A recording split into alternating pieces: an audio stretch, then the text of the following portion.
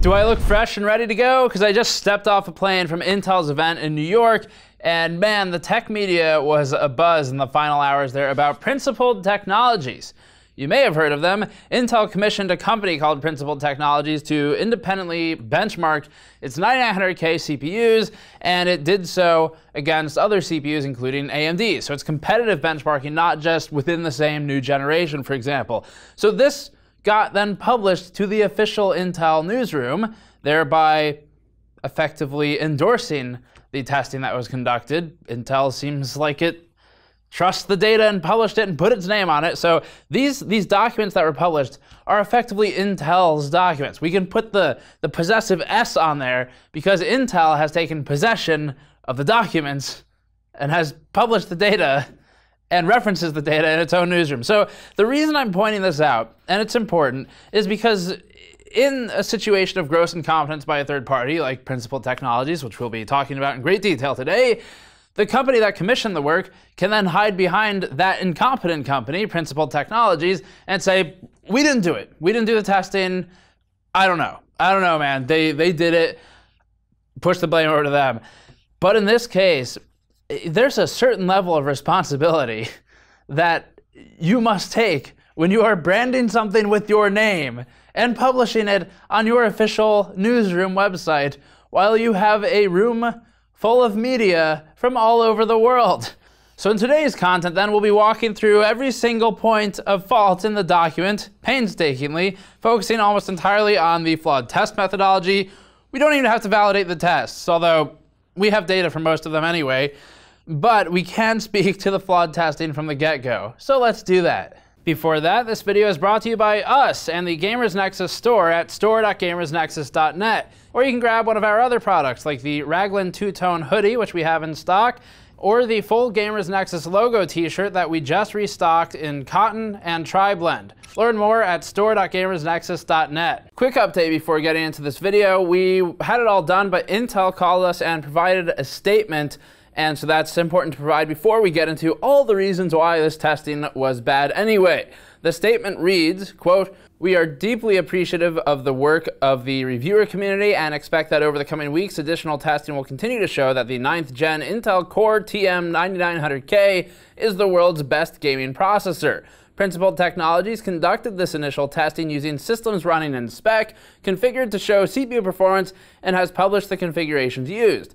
The data is consistent with what we have seen in our labs, and we look forward to seeing the results from additional third parties in the coming weeks."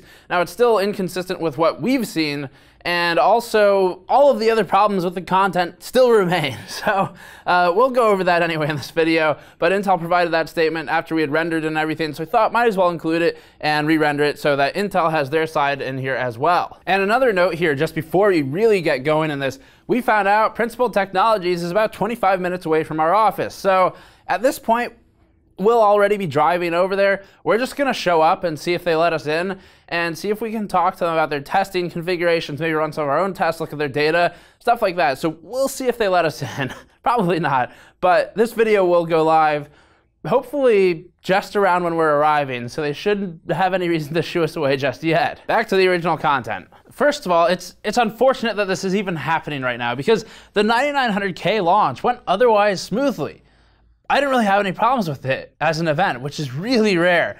So the launch was pretty smooth, and you know, the company is stuck on an old process. They're stuck on 14 nanometer plus, but they've still made improvements that consumers wanted. They went with solder. They've like listened to people, and they've done things to advance what they have to work with. And the solder, yes, it probably helps them get another 100 or 200 megahertz in a technology where they otherwise can't, but it's still progress. And to then have all of this soured by the Principled Technologies publication, which, and I'll tell you why this annoys us, it's exceedingly deceptive to the point that we have to question all of the data in the document, because even if you just look at their ashes of the singularity results, they're like, no one's ever seen testing with those kinds of results in ashes. The results for the Ryzen CPU are mind-blowingly low. And this is coming from the guy who was pitchforked for his 1800X review. So before anyone posts in the comments that we're biased towards AMD or something, I'll remind you of that incident. This is not anything short of calling out poor testing when we see it. That's what this is. Ashes of the Singularity. It's not really a game. It's a synthetic benchmark. And Intel does pretty well in games. They do well in gaming benchmarks. Intel doesn't need to fudge numbers to look good in gaming scenarios. They already win. Whether or not you agree with the margin to which they win, or whether it's a relevant amount of frames per second you get extra, that's irrelevant right now. All that matters is that at core and thread parity, with a frequency advantage, which they have, Intel will outperform AMD in an unconstrained scenario. So then why fudge the numbers? Ashes of the Singularity, and maybe they didn't. Maybe it was just completely incompetent testing, which actually, we'll go through that soon. But Ashes of the Singularity posts pretty damn good performance on Ryzen, and it's because it's a synthetic benchmark that's programmed to use all of the threads. It's like the only game that does that. So it's odd that this particular game jumped out so much, but it's not the only one. So anyway, the point was that this was an unfortunate thing to have happen, considering the otherwise smooth launch of all of this, and Intel's got its name on this. So even if it's a third company, they are ultimately the one that this report goes through. Intel has QA teams. They could have validated this before publishing it. But let's go through it. So let's tear it apart and go through the bench methodology. Principal Technologies tested 8 CPUs here, including the 9900K, 8700K, 8086K, 9980XE, which isn't due out for another month, the 2700X, and more. It also selected 19 games for its testing, as you can see on the screen. On page 1 of the report, Principal Technologies demonstrates its complete lack of understanding for how to test games by stating the following. We used in-game benchmarks where possible, otherwise we used fraps to record frames per second, FPS. To state that they're mixing software to record frame rate and that they are using in-game benchmark reporting is already flawed, in that most in-game benchmark FPS trackers are not all that accurate and sometimes average differently from fraps. Here's what's also confusing. Principal Technologies also takes the median of 3 runs rather than an average, which is a very odd choice when considering the sample size is 3 and that the benchmarks all have variance. There's a reason that we have standard deviation markers in our charts. So to then pick the middle point of multi-sample testing is completely eliminating the purpose of multi-sample testing, which is that you can average the data and eliminate outliers if you see any, and then rerun the test if you need to. Not to pick the middle result. That makes no sense. Next part, for Civilization 6 testing, and this is one that's close to us, Principal Technologies demonstrated supreme levels of not knowing what they're doing by running the graphics benchmark. To their credit, they also ran the AI benchmark, which is the only useful benchmark for CPU testing in Civ 6, but we previously published data illustrating why the graphics benchmark is more or less entirely irrelevant for CPU testing, and it's because it's Civ 6. You know what the graphics benchmark does in Civ 6? On the slower CPUs, it will get to the next frame, struggle to process the turn on the CPU because it's CPU bound, and stare at that frame for seconds on end. What's the GPU doing in this time? It's spewing out frames like crazy because nothing's changing on the screen.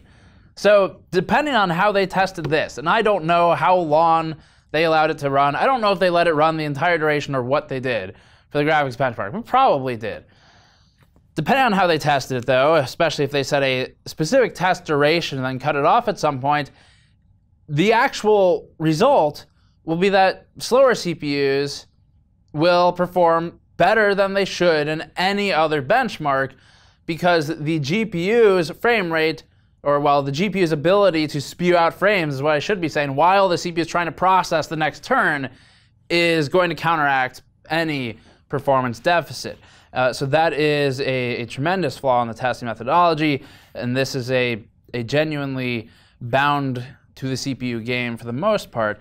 But if you're on the graphics test, that does change quite a few things. So I don't know what they did here, but the next one. So further, Note that Principled Technologies, and this is a weird one, routinely presents data down to even 2 significant figures, which is absolutely hilarious. Now, I'll admit we've done this in the past, but the reason we've done it is because I forgot to remove one of the significant figures when we were putting out the data. The way they're doing it seems like it's based on which ones use an in-game benchmark and which ones don't. So you can kind of, by looking at the significant figures they have on each one, you can kind of figure out their method of what they use to log the data, because we know which games do and don't present to that level of accuracy, and we know that it's not an averaging thing because they say that they don't average it. They use the median. So like, that's the other thing. At least when we've done multiple significant figures that actually were not that significant, we averaged a lot of data. So at least it makes some sense, because you've got math going on where you end up with weird splits of numbers. But in this instance, it's 3 test runs supposedly cut down from 3 to the median. So you cut out 1, then you cut out 2, and that leaves you with 1 piece of test data. And so where does this number come from? Why is it significant? So it's a very weird way to present the data. Let's go over some BIOS settings though. Maybe that'll be sobering and wake us up a bit. For BIOS, Principled Technologies used different memory frequencies across all of the platforms. They used 2666 MHz for Intel and 2933 for AMD, despite using all the same kits. Although this sounds better for AMD, the company made sure to negate any frequency advantage by absolutely butchering the timings, which are chiefly important to all benchmarks, particularly on AMD platforms. Another quick thing that Intel noted, and this is again Steve from the future at this point being edited in, is that actually DOCP was enabled for the AMD products. It just wasn't listed anywhere in the testing methodology. So they still stepped down the frequency without really any explanation whatsoever. And then they did enable DOCP, which is a functional XMP. But all the other problems with memory timings and motherboard variance between memory kits and motherboards still remain. So that's still a concern, even though it is perhaps less of a concern than it would be otherwise. Back to you, Steve from the past. And we've demonstrated 30% scaling by using the same kit of memory with XMP and nothing else, just XMP, just like they're kind of doing here on some platforms, moving it from one board to another. And the reason that happens is because boards are all over the place with memory timings. That's why you standardize and you try to pick your boards carefully and make sure that the timings are pretty fair. Because if you have TREFI, refresh interval, TREFI, if you have that, one board it could be way higher than others. I mean, you're talking potentially 20%. Refresh cycle, so TRFC, that's another good one. RFC, we've seen the same kit of memory sitting at 300 RFC on one Z370 board or whatever, X370 board, doesn't matter. Then you put in another one and it's 700. That's a big difference. In terms of performance, that's pretty huge for gaming. So to not control for timings in any way whatsoever is really amateurish, is the nicest way I can put it. So very strange decision, or one which is completely uninformed, which is more likely.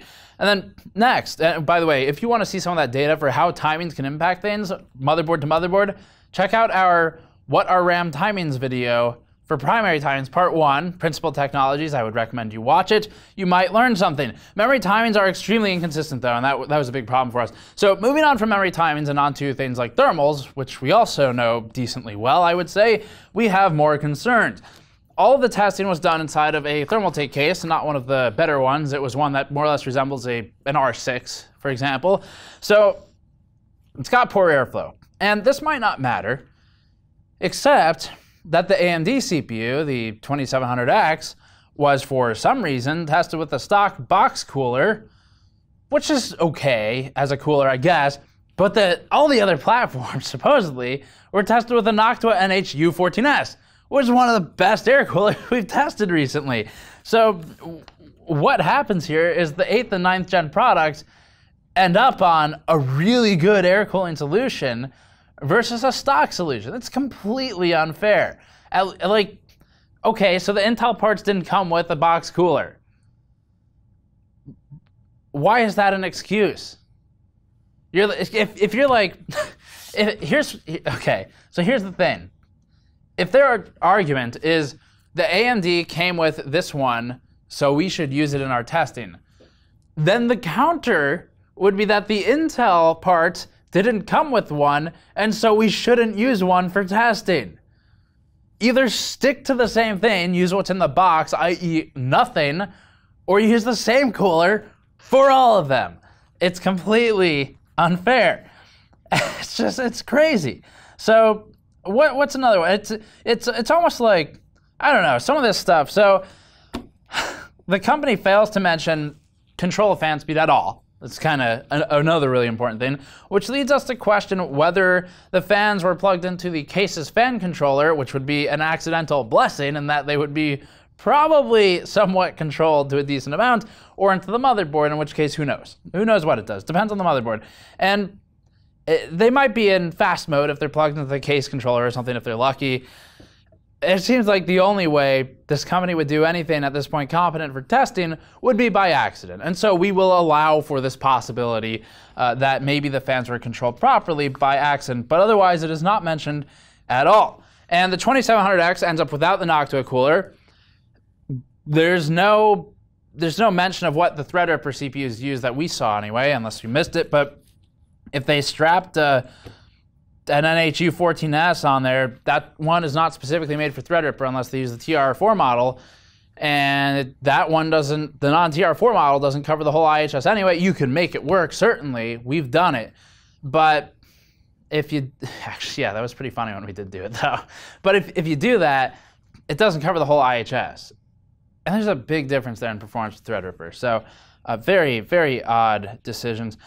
And again, air cooling for the CPU. So the fan for the CPU cooler is also left unmentioned. We don't know if that was auto or what it was. And next up, 8 different systems were used with 8 different sets of hardware, including GPUs. So even though it's technically the same, well, we know it's the 1080 Ti for the GPU. Theoretically, it's a gigabyte 1080 Ti. Who knows what the hell that means? We don't know which model gigabyte card it is. It's just gigabyte. Even if, let's just say, they use all the Aorus Gaming whatever 3-fan card, they use the same exact model for all 8 systems. That's still flawed. Anyone who's tested things knows this. So how do they not? And the reason that's still flawed, we've tested this. We have multiple things like multiple FTW3s, multiple SC2s, and at one point, when they came out like a year ago, we said, hey, what if we take these multiple cards and we try to get simultaneous benchmarks going for CPUs? And the takeaway was, yes, we can do that, but only in completely 100% for sure CPU-bound tests, i.e. Blender, i.e. Cinebench, maybe something like potentially Ashes, but anything that even for a second dips out of 100% CPU load and goes to GPU load, you start running into issues of Pascal and silicon and die quality to a point where on the same card, and Jay's 2 cents, I keep saying IE, Jay's 2 cents, not in essence, literally Jay's 2 cents, Jay published content on this a while ago, and we've seen it too, where between 2 same model cards in Pascal, you can have up to a 5% difference in performance. Pretty massive. And so to have that, maybe between 2 benches, you can kind of reconcile this with proper testing, and we've done that too. But between 8, what's your variance then?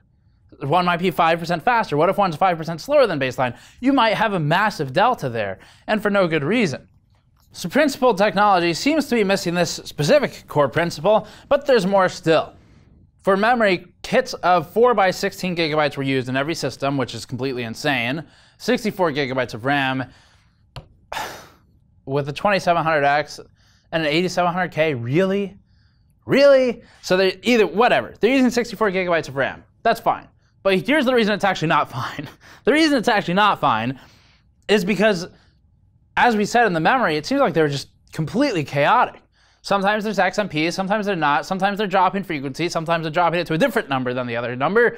And so the reason we kind of came up with for what's the motive? Why would you do that, short of just genuinely having no idea what they're doing, is because that, but also they're trying to make 64 gigabytes of RAM work. And if it's not validated for the boards, or it's just because 64 gigabytes of RAM, it might be kind of hard to get just straight XMP sometimes to hold. And we've seen it. I mean, 64 is a lot to ask from a system. So it's possible that they were having issues with the higher frequencies and or the higher timings and defaulted to garbage and ran that instead, which is an invalid test. Running properly dual or quad on applicable systems like HETT platforms, we don't know if they did that. We don't know if they used the right slots. And while these things seem extremely basic and one would assume that everyone does it, I mean, when you read or watch reviews from any of the major outlets in the space, you kind of assume they have the memory in the right slots. But given the level of genuine incompetence here, you have to start questioning everything. Everything they did. It seems like they've never done this before. So, let's get into software next. That seems fun. So first off, the Intel Turbo Boost application was installed and used when possible. Ryzen Master was installed and set to game mode. The company used these things are not terrible, by the way, but the company used the extraordinarily flawed benchmark of Final Fantasy 15, which we have railed against time and again, and discovered originally, that was us, the problems with it of not culling objects. And when we saw that with Ansel, we then went in and validated it with RenderDoc, which shows that it's constantly rendering basically every single object in the game ever. Even stuff that you're never going to see. That's literally, you have to like fly through mountains to get to it. And it's not an issue with Ansel rendering stuff, and this is going back to old content. RenderDoc showed it too, and to prove a point, Square Enix came out, more or less indirectly apologized for their terribly flawed benchmark and updated it. And they didn't fix everything, but they fixed the Hairworks LOD scaling issue, and they admitted it was a problem. And NVIDIA knew it was a problem, but everything else remains, including the lack of culling objects that are out of view, the lack of culling objects you'll never see, the pop-in issues, the LOD issues on things that are really friggin' far away. So the FFXV benchmark is not a usable benchmark. It is not trustworthy whatsoever. And also it is GPU bound almost every time. But here, they've used it. So they didn't get the memo, I guess. But there's also the company's ashes of the Singularity results. And this is where Hardware Unboxed, Steve alerted us to these via Paul. I was with Paul and Kyle, and we all started talking about this. And they are on PC World's videos talking about it as well. And the results for Ash of the Singularity, as I mentioned earlier, are just completely wrong. Everything about them is wrong. We already talked about it earlier in this video, but AMD does a lot better than is presented in this data if the environment is controlled properly. So maybe these are genuinely the numbers that Principal Technologies got. That doesn't mean they're right. They might be right for that setup, but nothing else. So there's more. For GTA 5, although the company explicitly specifies every other setting used for every other game and setting presets for those games, they do not specify anywhere what they used for GTA 5 other than 1080p and no VSync.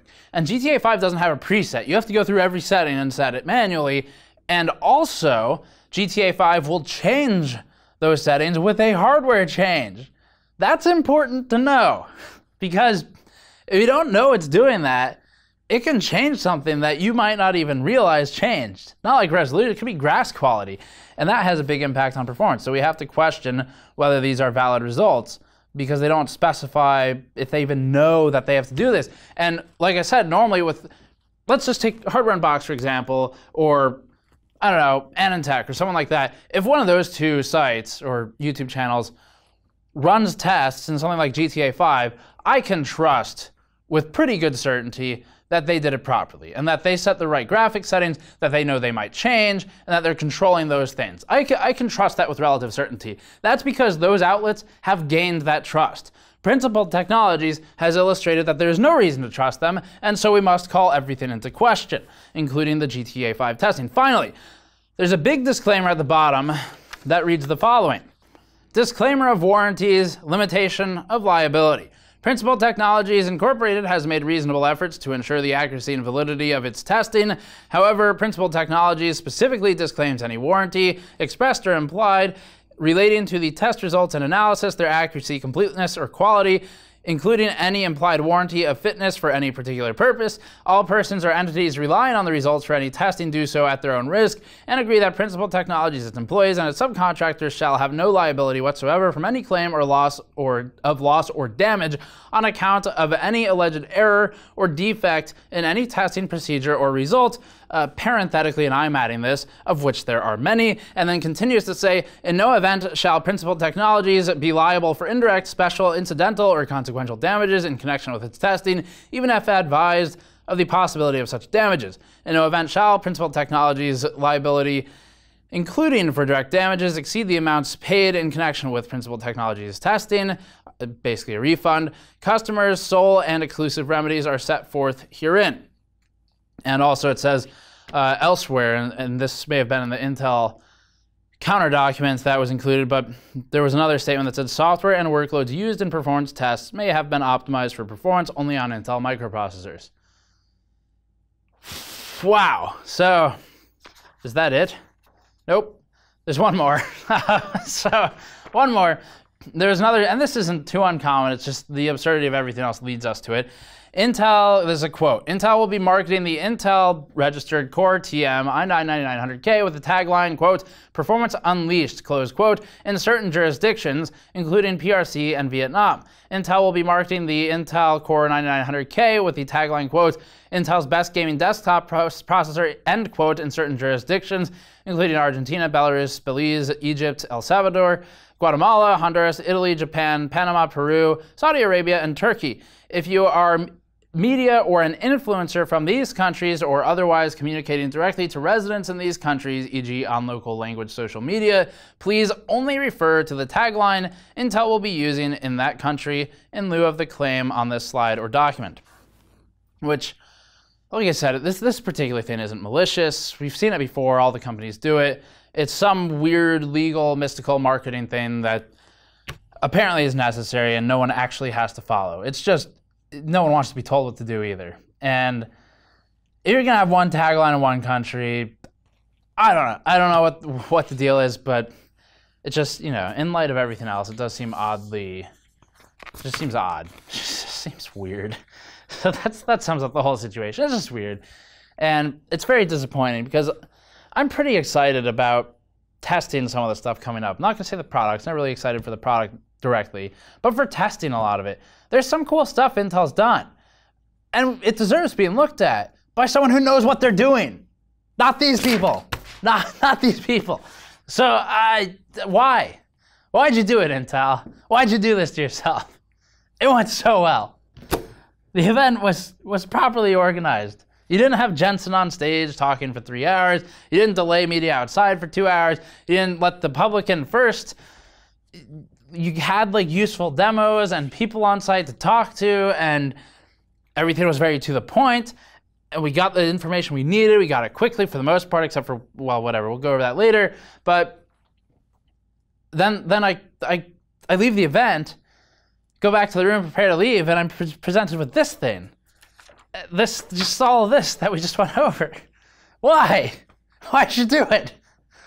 So anyway, we'll be reviewing the 9900K, probably. I think they sent it. Hopefully they did, because they're not going to now, but I don't know about that. Intel's been pretty decent about sending us samples, but the point is, jokes aside, we'll be reviewing it, and it will be reviewed in a vacuum as it should be, for purposes of testing, seeing if it's any good, checking the value, all that stuff. I'm not going to consider this mess when we review it. But, of course, it's important to present the mess to you so that you're aware of what the companies are doing, because sometimes it's pretty screwy.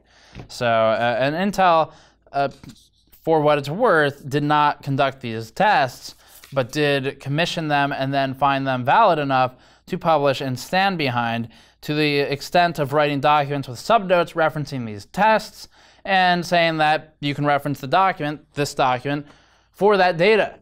So Intel's got its name on it. They've taken responsibility insofar as publishing the data on their own website, or at least referencing the data on their own website. So you can't hide behind, I didn't do it, it wasn't me. Anyway, I don't know. I don't know. Yeah. I can't think of any non-violent analogies here, so I'm just gonna keep them to myself. But that's it for this one. Subscribe for more. You'll get a lot of it. You'll get our testing too. It'll be more or less in a vacuum, not a Dyson one. They don't like us. And go to store.gamersnexus.net to pick up one of our mod mats, one of our shirts if you'd like to support us directly, because it helps a lot when we do stuff like this. And patreon.com/gamersnexus for that avenue as well. Also, quick note, I was in a PC World video on their YouTube channel. You should check it out. It was a lot of fun. And thanks to Gordon for that. But anyway, come back for more. I'll see you all next time.